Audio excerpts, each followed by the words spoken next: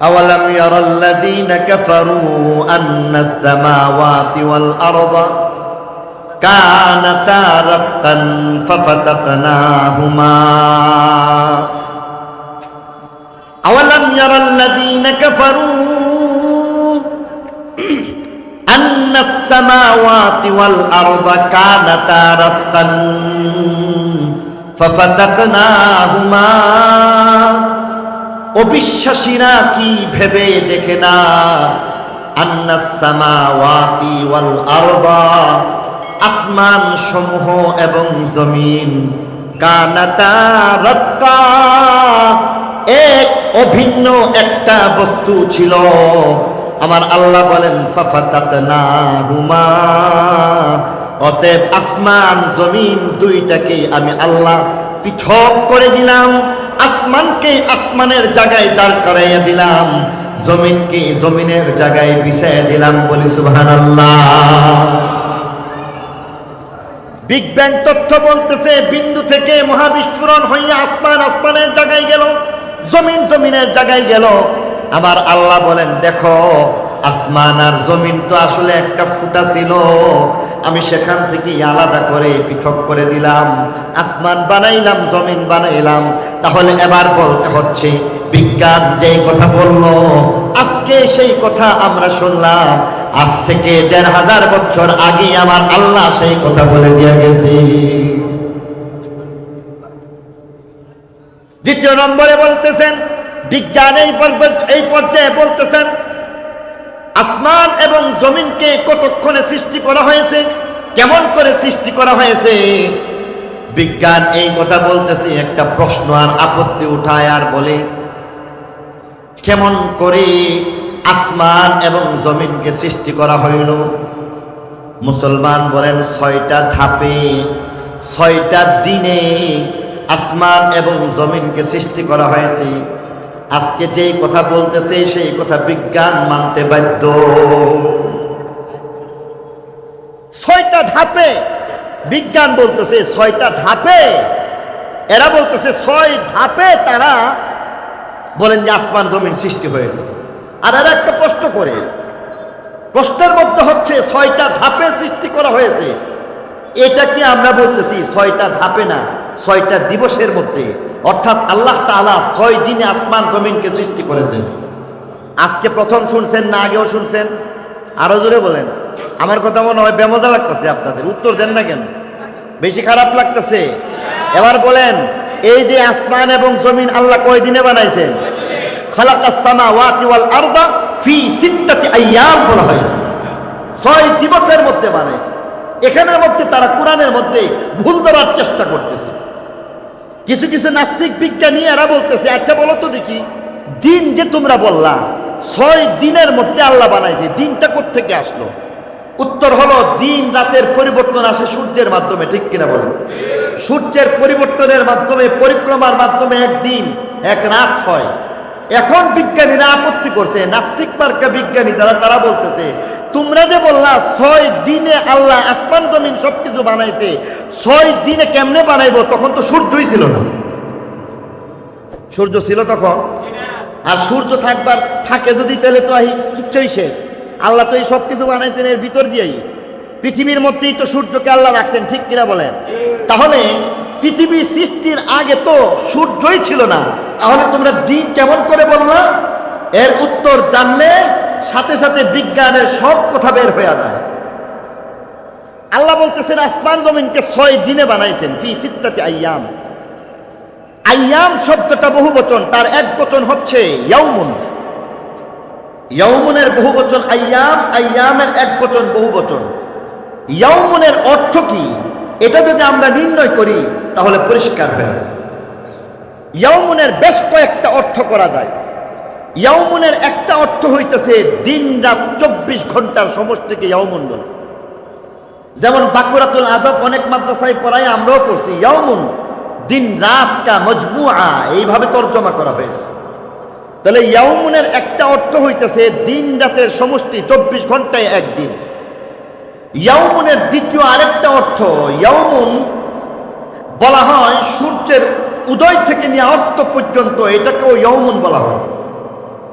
ইয়াউমুনের তৃতীয় আরেকটা অর্থ হইতেছে, যেখানের মধ্যে ইয়াউমুন শব্দ বলা হয়েছে ইয়াউমুন মানে হচ্ছে, বলেন যে 1000 দিবসে একটা ইয়াউম, এটাও বলা হয়েছে। ইয়াউমুনের একটা অর্থ 50,000 বছরের সমান একটা দিন। কোরআনে কারীমের মধ্যে বলা হয়েছে আলফা সানাতিন মিম্মা তাউদ্দুন, ইয়াউমুন কানা মিকদারুহু আলফা সানাতিন মিম্মা তাউদ্দুন। ইয়াউমুন এমন একটা দিন যেই দিবসটা হবে তোমাদের গণনার 1000 বছরের সমান। অন্য জায়গায় বলা হয়েছে ইয়াউমিন কানা মিকদারুহু 50 আলফা সানা, 50,000 বছরের সমান একটা দিন। ইয়াউমুনের আরেকটা অর্থ হইতেছে একটা মুহূর্ত কাল। যেমন ভাবে সূরাতুর রহমানের মধ্যে বলা হয়েছে যে কুল্লা ইয়াউমিন হুয়া ফি শা'n। তাহলে এখানের মধ্যে ইয়াউমুনের যে অর্থ আছে, এটা একটা অর্থ না একাধিক অর্থ? শব্দের মধ্যে একাধিক অর্থের সুযোগ আছে না নাই? তাহলে ইয়াউমুন এর একটা অর্থ হইতেছে মুহূর্ত কাল। ইয়াউমুনের দ্বিতীয় একটা অর্থ হইতেছে দিনের শুরু থেকে শেষ পর্যন্ত একটা দিন, সূর্য উদয় আর অস্ত পর্যন্ত একদিন।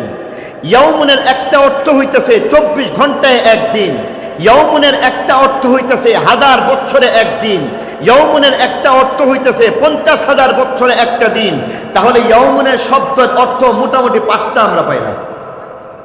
যদি এমনই হয়ে থাকে তাহলে এখানের মধ্যে দেখেন আল্লাহ তাআলা কত সুন্দর করে বলতেছেন। আল্লাহ বলতেছেন এই আসমান এবং জমিনকে সৃষ্টি করা হয়েছে ফি সিত্তাতি আইয়াম, 6 দিবসের মধ্যে। 6 দিবস বলতে 50,000 বছরের সমান, 1000 বছরের সমান। এমনকি 24 ঘন্টায় একদিন, দিবসের শুরু আর শেষ একদিন, এমন না, বরং এখানের মধ্যে আমরা অর্থ করতেছি আল্লাহ তাআলা 6 দিবস মানে 6টা মুহূর্তের মধ্যে সৃষ্টি করছে। সুবহানাল্লাহ কইতেন না? এবার আসুন, আল্লাহ বলতেছেন আসমান এবং জমিনকে কয় দিনে বানাইছেন? 6 দিনে বানাইছেন। 6 দিন মানে কি? 6টা মুহূর্ত, ঠিক কিনা বলেন? আমরা অনেক সময় কই যে বলা ভাই একদিন আমি আসছিলাম, তার মানে কি 24 ঘন্টায় আসছিলাম? মানে একটা মুহূর্তে, একদিন, একটা সময় আমি আসছিলাম। ঠিক তেমনি ভাবে আল্লাহ বলতেছেন এই আসমান এবং জমিনকে 6 দিবস তথা 6টা মুহূর্তের মধ্যে আমি সৃষ্টি করেছি। যেই কথা বিজ্ঞানীরা আজকে মানতে বাধ্য, তারা বিগ ব্যাং তথ্যের মধ্যে একটা লেভেল বর্ণনা করে দিয়েছেন। 2010 সনে ফরাসি একজন পদার্থবিজ্ঞানী, তিনি সেখানের মধ্যে এই বিষয়টা নিয়ে গবেষণা করে নোবেল পুরস্কার পর্যন্ত পাইছেন। তাহলে বাস্তব অর্থ আমরা পাইতেছি, বিজ্ঞান বলতেছে 6টা পিরিয়ড, 6টা সময়, 6টা মুহূর্তে এই আসমান এবং জমিনকে সৃষ্টি করা হয়েছে। ঠিক একই কথা কোরআনে পাকের মধ্যে আল্লাহ বলে দিয়েছেন এই আসমান এবং জমিনকে আমি 6 দিবসে সৃষ্টি করেছি। সুবহানাল্লাহ। সকালে নাস্তার হবে এমনই কইবেন সুবহানাল্লাহ, একটু জোরে কোন সুবহানাল্লাহ। আল্লাহর নাম নিতে পারবেন তো? জোরে নিতে পারবেন? এবার বলেন আলহামদুলিল্লাহ। বিজ্ঞান নিয়ে মুসলমানদের ভয় পাওয়ার কোনো কারণ নাই, কারণ মুসলমান এমন এক মহাগ্রন্থের মালিক, আল কোরআনের মালিক, যে বিজ্ঞান কোরআনের সামনে নত হইতে বাধ্য, ঠিক কিনা বলেন? বিজ্ঞান তথ্যের মধ্যে আরো অনেকগুলি ছোট মোটো অনেকগুলি তথ্য আপনাদের সামনে বলা যেতে পারে। আমি জানি না কতক্ষণ আমার সময় আছে, বলো না কতক্ষণ সময়? 9:30, একটু ভদ্র চলে আসার কথা। বলতেছিলাম যে বিজ্ঞানের এমন আরো অনেক ঢালপালা সেখানের মধ্যে বের হয়ে যেতে পারে। বর্তমান বিজ্ঞান এই কথা বলে যে এই মহাশূন্যের মধ্যে ঘূর্ণিঝড়ের মতো কিছু একটা ঝড় হয়। আমাদের দেশে ঘূর্ণিঝড় হয়, সিলেটে ঘূর্ণিঝড় হয়নি? ঘূর্ণিঝড় কখনো শুকনার মধ্যে, কখনো পানির মধ্যে হয়। পানির মধ্যে যখন ঘূর্ণিঝড় হয় তখন পানি অনেক স্রোত থাকলে সেখানের মধ্যে পাক আর ঘুরপাক খাইতে থাকে। দেখছেন বিষয়টা? আপনাদের এই কুশিয়ারার মধ্যে এমন আসেনি? কুশিয়ারার মধ্যে, অথবা এখানে তো আরো আছে সুরমা, এই সুরমার মধ্যে এই পাক হয় কিনা? এই পাক হইলে দেখবেন আশপাশ থেকে যদি কিছু কোরা কারকাট, যেটাকে বলা হয় কিছু বন, কাগজপত্র, লতা পাতা, এগুলি যদি থাকে তাহলে সুজা তার কাছাকাছি থাকলে এটা ডুবাইয়া দেয় কি দেয় না? বিজ্ঞানীরা বলতেছে মহাশূন্যের মধ্যে এমন একটা ঘূর্ণিঝড় হবে, মহাশূন্যের মধ্যে একটা ব্ল্যাক জোন রয়েছে, যেখানে আশেপাশে কেউ যেতে পারে না, কোনো সূর্য, গ্রহ, চন্দ্র, নক্ষত্র, গ্যালাক্সি গুচ্ছ কিছুই যেতে পারে না। বিজ্ঞানীরা সেখানের মধ্যে বলেন, এখানের মধ্যেও ঠিক পানির মধ্যে যেমন ঘুরপাক খায়, পাক যেমন হয়ে যায়, মহাশূন্যের মধ্যে এটা এমন একটা ব্যবস্থা হয়। আপনাদেরকে বলবো, বর্তমান ঢাকার মধ্যে নব থিয়েটার রয়েছে, সেখানের মধ্যে চিত্রায়িত করা হয়েছে কেমন করে সেখানের মধ্যে এমন একটা অবস্থা, পাকের অবস্থাটা হয়, এটা একসময় দেখে নিন। সেখানের মধ্যে দেখাচ্ছে এইভাবে যখন পাক হইতে থাকে, মনে করেন সূর্য, এই সূর্যের আশেপাশে এইভাবে যখন পাক শুরু হয়ে যায়, কাছে কাছে আরো যত বড় পৃথিবী থাকুক না কেন, গ্রহ, তারা, নক্ষত্র, গ্যালাক্সি গুচ্ছ থাকুক না কেন, এই পাকের মধ্যে যদি পড়ে তাহলে এমন পৃথিবী না, পৃথিবী 13 লক্ষ গুণ বড়, পৃথিবীর চাইতে বড় সূর্য, এমন একটা সূর্য না, হাজার হাজার সূর্য, গ্রহ, তারা, নক্ষত্র, এগুলিকে এক পাকের মধ্যে যদি কোনো রকম কাছাকাছি থাকে তাহলে সব কয়টা সূর্যকে সে খেয়ে বসে। আর একটা সূর্য তার অস্তিত্ব রক্ষা করতে পারে না, একটা নক্ষত্র তার অস্তিত্ব রক্ষা করতে পারে না। বিজ্ঞানীরা তাকে বলেছেন ব্ল্যাক হোল, অন্ধকার গহ্বর। বিজ্ঞানীরা যে ব্ল্যাক হোলের কথা বলেছেন, মহাশূন্যের মধ্যে গবেষণা করেছেন, এই সেদিন বের হয়েছে, আজ থেকে 1500 বছর আগে আমার আল্লাহ সূরা ওয়াকিয়ার মধ্যে ব্ল্যাক হোল বলে দিয়েছেন। সুবহানাল্লাহ। আল্লাহ বলেন, ফালা উকসিমু বিমাওয়াকিইন নুজুম ওয়া ইন্নাহু লাকাসামুন লাউ তা'লামুনা আযীম।